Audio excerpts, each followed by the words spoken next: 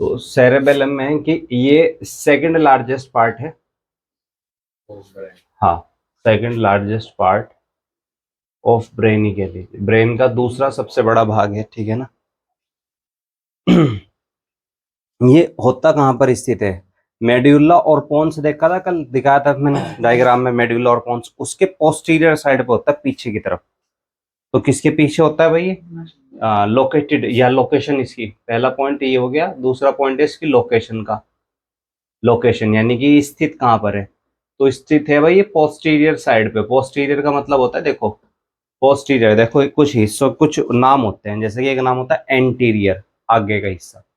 एक नाम होता है पोस्टीरियर, पीछे का हिस्सा। तो जो बैक साइड का हिस्सा होता है ना, बैक, उसे बोलते हैं पोस्टीरियर, साइंटिफिक नेम होता है पोस्टीरियर।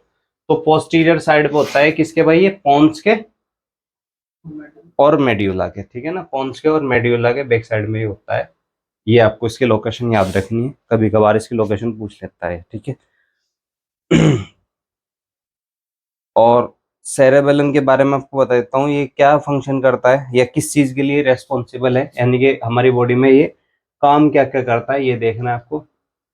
रेस्पॉन्सिबल यानी कि इसकी वजह से क्या काम होता है, रेस्पॉन्सिबल। जैसे कि आप भी किसी ना किसी चीज के लिए जिम्मेदार होंगे, कुछ ना कुछ काम घर में करते ही होंगे, ठीक है ना। तो इसकी जो रेस्पॉन्सिबिलिटी है वो कब बनती है? इसकी रेस्पॉन्सिबिलिटी है तो बेसिकली जब आप रनिंग करते हैं, क्या करते हैं भाई? रनिंग करते हैं, वॉकिंग करते हैं, चलते हैं, दौड़ते हैं, दौड़ना चलना, ठीक है ना, मतलब वॉक करना, ठीक है ना। या राइडिंग करते हैं। राइडिंग का मतलब क्या होता है? चलाना, जैसे साइकिल चलाना, घोड़ा चलाना, बाइक चलाना, ठीक है ना। और जब आप तैरते हैं, जब क्या करते हैं? तैरते हैं, बेल स्विमिंग करते हैं। तो इन सारी सिचुएशन में ये सारी की सारी एक ऐसी एक्टिविटी है, वॉलेंट्री है ना, इच्छा से करने वाले काम है। तो ये सारे वॉलेंट्री एक्टिविटी है, और इन सारी वॉलेंट्री एक्टिविटी को ये कंट्रोल करता है। अच्छा, ये बताओ, चलते हुए हमें सोचना पड़े बिना सोचते ही, मतलब सोचना इन द सेंस ऑफ, ये तो नहीं सोचना पड़ता कि एक एक कदम किस तरह रखना, बस चलने लगते हैं, अभ्यस्त हो जाते हैं। ऐसे ही मतलब दौड़ते हुए भी है, जब आदमी दौड़ने लगता है तो अभ्यस्त हो जाता है। ऐसे राइडिंग का भी है, जब बाइक एक बार चलानी आ जाए या साइकिल एक बार चलानी आ जाए, फिर तो गियर आराम से अपना आप लगने लगे, ठीक है नहीं। शुरू शुरू में दिक्कत होवे, क्लच धचका मारे बाइक, ठीक है नहीं, एकदम छोड़ोगे तुम वो एकदम जाएगी। लेकिन धीरे धीरे अभ्यस्त हो जाओ, फिर तुम्हें यूं ही नहीं पता लगता कि क्लच कब डाला, ब्रेक कब लगा, ठीक है नहीं, फिर तो बाइक बस लेके चल दिए। तो वो सारा दिमाग में बैठ जाता है, कौन से भी हिस्से में? सेरेबेलम, यानी कि टीचिंग वाला हिस्सा। स्विमिंग की भी ऐसी बात है, जब आती नहीं इंसान पे, तो दो पैर मारेगा सीधा पानी के नीचे, मतलब पानी में चला जाएगा, अंदर डूब जाएगा, ठीक है नहीं। और जब तैरना आ जाता है इंसान पे, लगने का भी नहीं, पैर मार रहा, बिल्कुल आराम आराम से तैरता रहेगा, पता भी नहीं चलने का, बढ़िया, ठीक है नहीं। तो ये एक तरह की टीचिंग्स होती है जिनको बॉडी के इस वाले हिस्से में, सेरेबेलम में चली जाती है। यानी कि जब हम कोई चीज सीख लेते हैं, उसके अभ्यास हो जाता है। आपने देखा किसी टाइपिंग वाले को, तुम्हारे से बात करता रहेगा, टाइपिंग करता रहेगा, टक टक टक टक, कहाँ बैठ गई उसकी वो बात जाके? सेरेबेलम में बैठ गई। उंगलियों को पता कि कहाँ जाना, क्या करना, ठीक है नहीं, देख भी नहीं रहा, कंप्यूटर में देख ही नहीं रहा, देख तुम्हारी तरफ रहा, टाइपिंग बिल्कुल ठीक कर रहा। ऐसे लोग मैंने देखे, अभ्यस्त इतने हो जाते हैं, ठीक है ना। तो ट्रेनिंग की बात है, तो जो भी चीज हम कोई ट्रेनिंग से सीखते हैं, वो हमारे कौन से ब्रेन का हिस्सा हो जाती है? सेरेबेलम का, समझ गए। जो चीज किससे सीखी जाती है? खास तौर से ट्रेनिंग से, ठीक है ना। चलना भी तो ट्रेनिंग से ही है, बच्चों को आजा आजा आजा आजा ऐसे करके, ठीक है नहीं। चलावे नहीं चलाते, वो कर बच्चों को दौड़वावे भी उंगली पकड़ के, थोड़ा तेज चलना सिखावेंगे, ये वो, साइकिल, राइडिंग, हर चीज सीखने वाली है, स्विमिंग, ठीक है। इसमें तुम कह सकते हो कि ड्राइविंग भी इसी में ही आ गई। कार भी तो सीखी जाती है बचपन से, हर कोई सीख के ही आवे भाई, सीखनी पड़ती है, जो चीज भी सीखनी पड़ती है वो यहाँ कंट्रोल होती है। अगला हिस्सा है वो मेड्यूला ऑब्लंगेटा। एक तो सेरेबेलम हो गया, एक कौन सा हिस्सा होता है ब्रेन का? मेड्यूला ओब्लेंगेटा, पूरा नाम है इसका। वैसे तो मेड्यूला बोल देते बाबू उसको, लेकिन पूरा नाम क्या है? मेड्यूला ओब्लेंगेटा। इसी नाम से आपको इसको याद रखना पड़ेगा, क्या नाम है इसका? मेड्यूला ओब्लेंगेटा। ये स्मॉलेस्ट स्ट्रक्चर है, छोटी स्ट्रक्चर होती है, ठीक है ना, और ब्रेन के निचले हिस्से में प्रेजेंट होती है। एक तो इसके बारे में याद रखिएगा कि स्मॉलेस्ट है, और प्रेजेंट कहां पर है, स्थित कहां पर है भाई, लोअर ब्रेन में। कहां पर भाई, लोअर ब्रेन, निचले ब्रेन के निचले हिस्से में। लोअर का मतलब होता है नीचे वाला भाग, तो लोअर ब्रेन में ये स्थित होती है, ठीक है ना। और ये बॉडी के ऑटोमेटिक कुछ फंक्शंस होते हैं, उनको कंट्रोल करती है, ठीक है ना, कंट्रोल करती है ऑटोमेटिक फंक्शन को, कंट्रोल करती है ऑटोमेटिक फंक्शन। ऑटोमेटिक का मतलब क्या होता है, कहते नहीं भाई ऑटोमेटिक है भाई, ठीक है, ऑटोमेटिक फंक्शन। जैसे कि आजकल स्वचालित वाहन आने लगे, ऑटोमेटिक गाड़ी आने लगी, ठीक है ना, ऑटोमेटिक फोन है आज के टाइम में, ठीक है ना, स्क्रीन टच फोन ऑटोमेटिक ही तो है। आपने बोला है हे गूगल, गूगल वर्क कर रहा, गूगल कह रहा है यस, ठीक है नहीं, ठीक है ना, हे श्री, हे फलाना, हे मतलब ऐसे चले गए ना आजकल, तो एआई आर्टिफिशियल इंटेलिजेंस ऑटो हो गई अपना आप। लेकिन ऑटोमेटिक कुछ हमारी बॉडी में भी फंक्शन होते हैं जो अपने आप होते हैं, हम एआई से भी ज्यादा एडवांस है आजकल। वैसे आर्टिफिशियल इंटेलिजेंस और इंसान में इतना ही फर्क है कि इंसानों के अंदर क्रिएटिविटी है, और एआई आर्टिफिशियल इंटेलिजेंस जैसे कि आपके सेलफोन वगैरह हो गए या मशीन हो गई, उनमें अभी क्रिएटिविटी का स्कोप इतना हाई नहीं है। मतलब आप कविता बना सकते हो, कुछ शेर गढ़ सकते हो अपना आप बैठे बैठे, ठीक है ना, उसने कहा था वहीं मिलूंगा, ठीक, मतलब ऐसे कुछ भी क्रिएटिविटी होनी इंसान के अंदर होती है, लेकिन मशीनों के अंदर ये बात नहीं है। लेकिन इनकी इनकी जो पावर है ना, मेमोरी वाली पावर, वो हमारे से बेहतर है, क्योंकि हम चीजों को याद नहीं कर पाते। देखा होगा आपने, कोई चीज याद करी और किसी ने पूछा तो आप एकदम ही कर लोगे, हाँ याद तो है, रुक जा रुक जा, याद तो आ तो नहीं रही, फंस गई ड्राइव में बात। इनकी ड्राइव में ऐसी कोई प्रॉब्लम नहीं है, अगर वो करप्ट ना हो ड्राइव। कंप्यूटर में डाला तुमने, डाटा सेव था, ड्राइव करप्ट नहीं है, एकदम आएगा निकल के फ्रंट देने से, हाँ ये चीज है भाई, चाहे 1000 साल पुरानी भी हो बात, ठीक है नहीं। तो ये सिस्टम है, तो ये कंट्रोल करती है कुछ ऑटोमेटिक फंक्शन को। तो ऑटोमेटिक फंक्शन कौन कौन से वो जो है आपको दिखाई देते हैं बॉडी के अंदर, फटाफट एक दो के मुझे नाम बता दो। एक तो हार्ट बीट हमारी ऑटोमेटिक चलती है या आप खुद चलाते हो उसको, अच्छा खुद ही चलती है, ऑटोमेटिक में आ जाएगी। सांस बताओ, हम ऑटोमेटिक लेते रहते हैं या सोचना पड़े बार बार, वो सांस ले लूं भूल गया, कभी सांस ना ले तो मर जाऊंगा, ठीक है, ऐसा तो नहीं होता भाई। रात को भी चिपका के सोते हो कहीं दीवार पे खेलना, जब भी उठूंगा सबसे पहले सांस ही लूंगा, अपने आप चलती रहती है ना। तो रेस्पिरेशन भी इसी में ही आ गया, ब्रीथिंग यानी कि, ठीक है ना। अच्छा, डाइजेशन जो होता है पेट में, यानी कि खाना जो हजम होता रहता है, उसके लिए सोचना पड़ता है आपको, ये अपना आप हो जाता है, वो अपना आप हो जाता है। तो ये ऑटोमेटिक प्रोसेस है, और इनको कौन कंट्रोल कर रहा होता है भाई, मेडुला ऑब्लिंगेटा। Any problem. उसके अलावा जो है पोन्स, अगला हिस्सा कौन सा होता है भाई, पोन्स। पोन्स भी ब्रेन में मैंने तुम्हें दिखाया था स्ट्रक्चर इसकी, ठीक है ना। Primary structure of the brain stem present between the mid brain and medulla oblongata. बस इसमें ये ध्यान रखना कि इसकी प्रेजेंस बहुत जबरदस्त है, यानी कि ये कहाँ पर सिचुएटेड है, कहाँ पर स्थित है, इसकी प्रेजेंसेस क्या है, प्रेजेंस स्थित कहाँ है भाई। ये तो ये बीच में होगा भाई दो चीजों के, किस किस के बीच में होगा, मिड ब्रेन, मिड ब्रेन का मतलब क्या बताया था कल मैंने, मध्य मस्तिष्क, मिड ब्रेन एंड मेड्यूला ऑब्लिंगेटा, इन दोनों के बीच में होगा, एंड मेड्यूला ऑब्लिंगेटा। क्वेश्चन इससे जरा जरूर पूछा जाएगा, थोड़ा सा हार्ड हो गया ना याद रखने के लिए।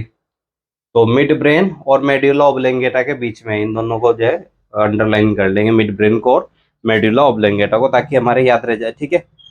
और इसके बारे में वो जो है यही है कि कंट्रोल क्या करता है, तो ये कंट्रोल करता है बेसिकली, पोन्स क्या कंट्रोल करता है। पोन्स के बारे में एक तो मैंने आपको जब चैप्टर पढ़ाया था रेस्पिरेशन वाला, सांस लेने वाला, श्वसन वाला जो चैप्टर पढ़ाया था, उसमें बताया था मैंने कि रेस्पिरेशन को, श्वसन को भी यही कंट्रोल करता है। देखो रेस्पिरेशन क्या है, वो आपने आज तक पढ़ा होगा। श्वसन क्या है, श्वसन की प्रक्रिया, रेस्पिरेशन की आपने पढ़ी होगी कि जी हम सांस लेते हैं, ऑक्सीजन अंदर खींचते हैं, कार्बन डाइऑक्साइड को बाहर छोड़ते हैं, ये पढ़ी होगी ना आपने।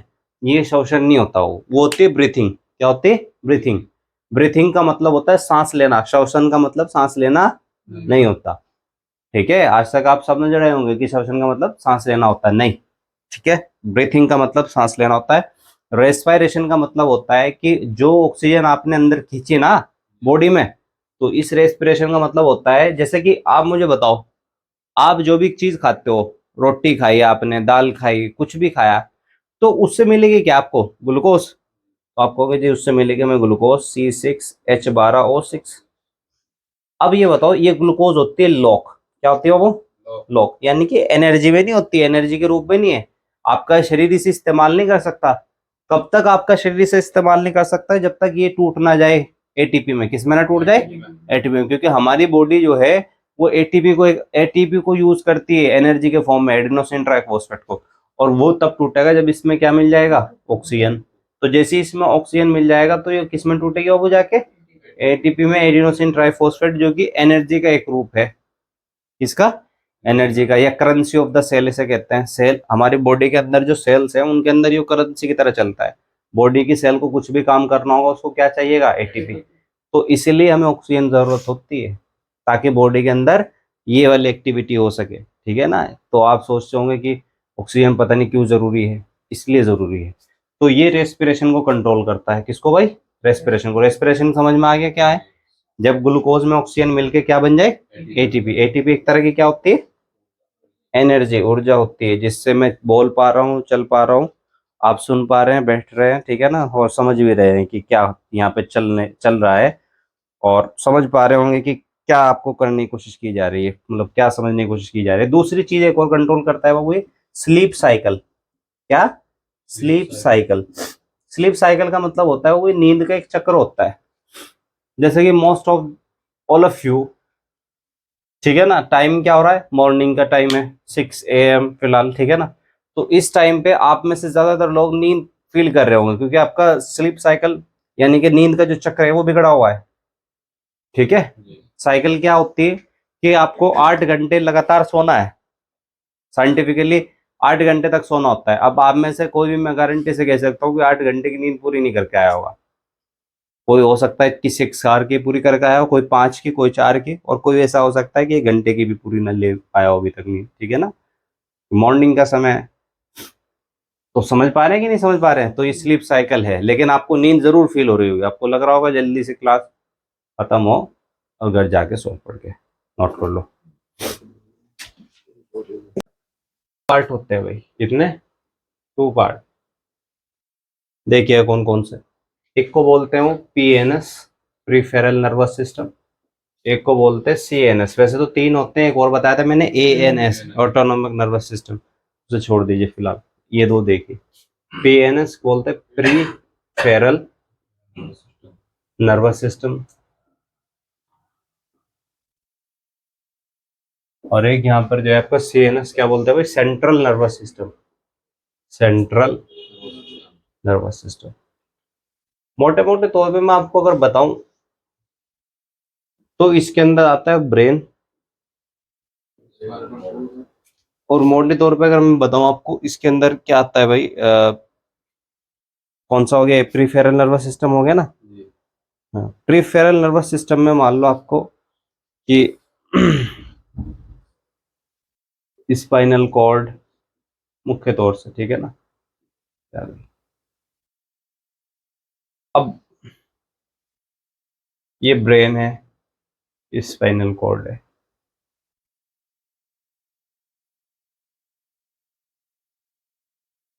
ब्रेन प्लस स्पाइनल कॉर्ड कर लो उसमें, ब्रेन प्लस स्पाइनल कॉर्ड, गलती हो गई।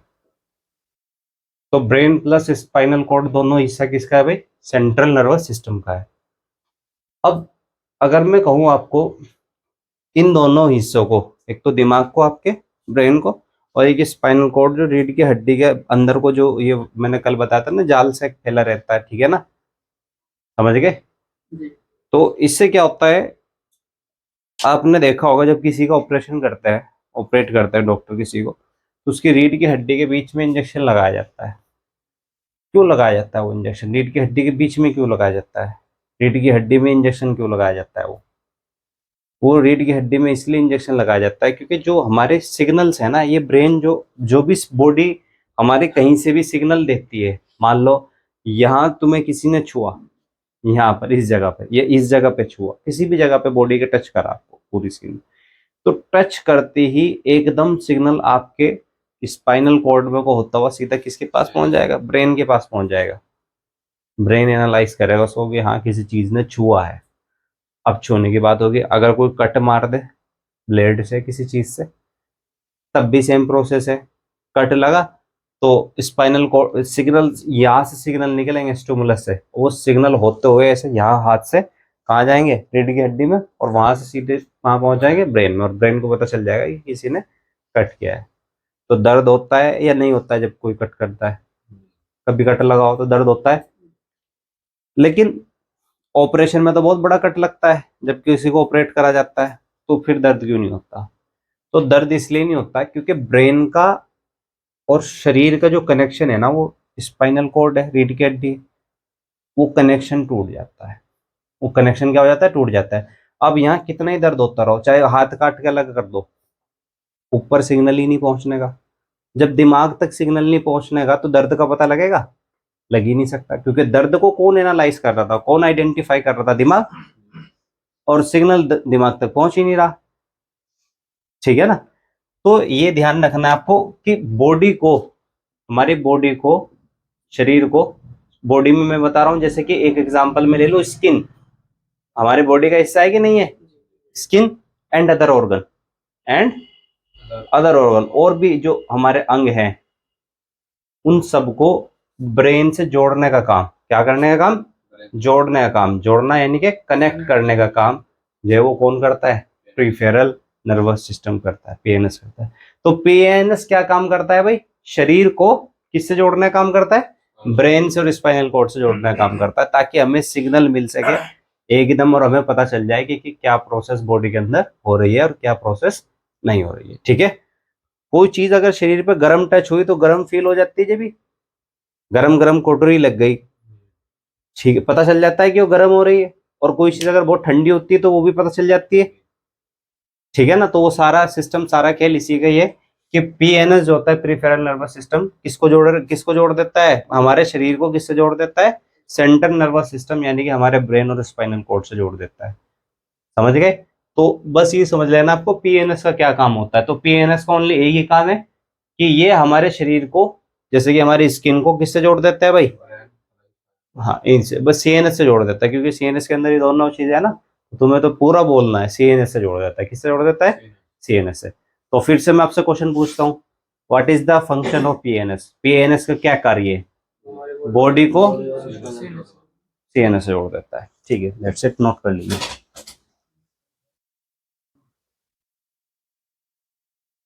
स्पाइनल कॉर्ड का मतलब बताओ? रीढ़ की हड्डी के बीच में होता है। रीढ़ की हड्डी होती है हमारी खोखली, उसके बीच में जो नसों का जाल सा फैला रहता है ना, उसे बोल देते हैं, या स्पाइनल कॉर्ड रीढ़ की हड्डी को कहते हैं, सीधी सी बात है। किसको कहते हैं भाई? स्पाइनल कॉर्ड, रीढ़ की हड्डी। अच्छा, सबसे बड़ा ऑर्गन कौन सा होता है शरीर का? नाम बताओ। Largest organ of the body, body का सबसे बड़ा अंग कौन सा है? अंग समझ गए?